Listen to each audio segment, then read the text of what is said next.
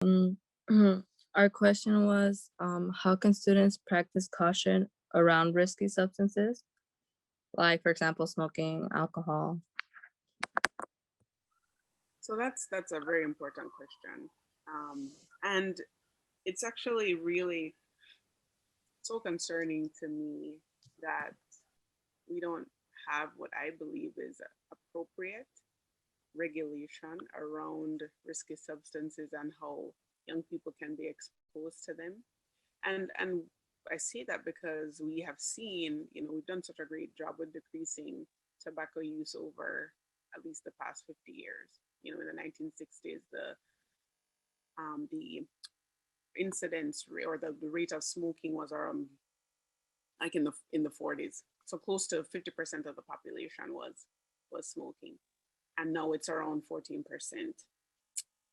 And so that's pretty amazing to see that we've been able to decrease by 50%, already with our smoking rates. But now we have the power of technology and just people being able to go around barriers, and that's us as humans. We can never be stopped. That's just human nature. I just want that to be kind of stated. Humans are we're able to do so many amazing things, and we can always kind of overcome barriers because we're able to figure out ways around it. And so the tobacco industry has been able to do that with e-cigarettes now, where we see that there's very specific targeting to the to young populations. We see that with the marketing of e-cigarettes. We see that with the design of e-cigarettes, and that we have e-cigarettes that actually look like USBs. Why would you need a USB? Why would you need a e-cigarette to look like a USB? Where would you use a USB? You would use a USB at home. You would use a USB in school. So that is giving you a lot of information about what their intent is for young people, and that is very concerning to me.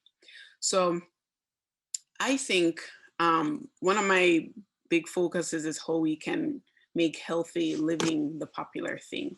And that's the challenge with risky substances, is that they're usually presented in a light that makes them seem really cool. The only thing is that they're meeting some immediate need, while you're kind of mortgaging your health in the process. So for a lot of reasons, people can be exposed to risky substances at a young age, for various reasons. It's actually something just that they were exposed to in their family, or exposed to because of their peer group, or exposed to because of marketing.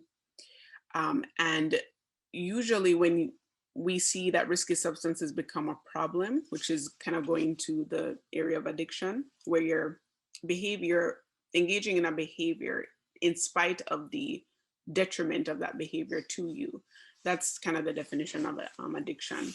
And we see that there are a lot of underpinnings to that as well. Typically, it's really mental health that is the underpinning of why people use substances over and over, because there's something that's being treated. And we definitely look at individuals who use substances with this kind of stigma, with this negative view of them, because what's wrong with you? Why are you doing this to yourself? You're a bad person. That's how we paint individuals who use risky substances. And what we have to understand is that people are always trying to decrease pain. That's one of kind of basic principles of human nature, decreasing pain. So clearly that person is using that substance to treat something. So I think young people need to think about that as well.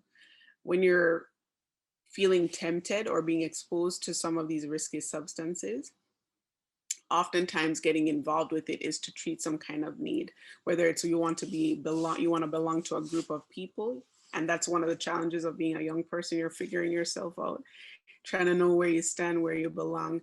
And you have that pull to want to be accepted in different spaces.